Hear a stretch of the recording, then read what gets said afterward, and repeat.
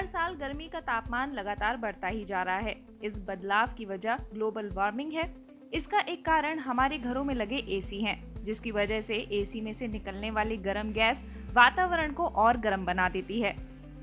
अमेरिकी वायुमंडल वैज्ञानिक एरिक डीन ने 6 जुलाई को अपनी एक किताब पब्लिश की, जिसका नाम है after cooling on freon, global warming and the terrible cost of comfort.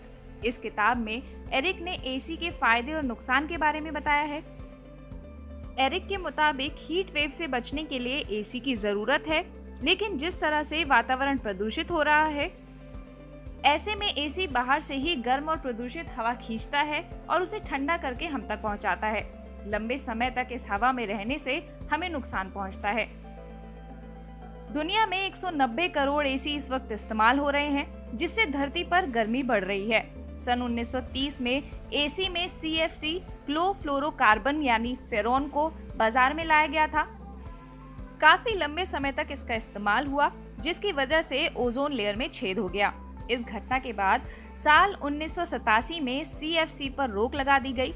इसके बाद HFCs यानी हाइड्रोफ्लोरोकार्बन का यूज किया जाने लगा। इससे ओजोन पर भी कम असर पड़ता है, लेकिन इस गैस के इस्तेमाल से हमारे वायुमंडल में कार्बन डाइऑक्साइड की मात्रा काफी बढ़ गई है। एरिक के मुताबिक जहां कंक्रीट की इमारतें ज्यादा होती हैं और पेड़ कम होते हैं, वहां तापमान सामान्य से ज्यादा होता है, जिसकी वजह से लोग एसी का इस्तेमाल करते हैं। ज्यादा एसी के इस्तेमाल से आर्थिक रूप से कमजोर लोगों को इसका खामियाजा भुगतना पड़ता है।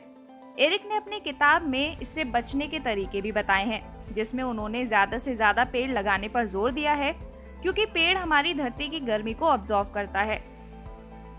एरिक का मानना है कि इमारतों के डिजाइन में भी बदलाव होना चाहिए, जिससे भरपूर रोशनी और हवा मिल सके। लोगों को सोलर एनर्जी पर भी फोकस करना चाहिए। एरिक का मानना है कि इन सब के इस्तेमाल से एसी की जरूरतों को कम किया जा सकता है।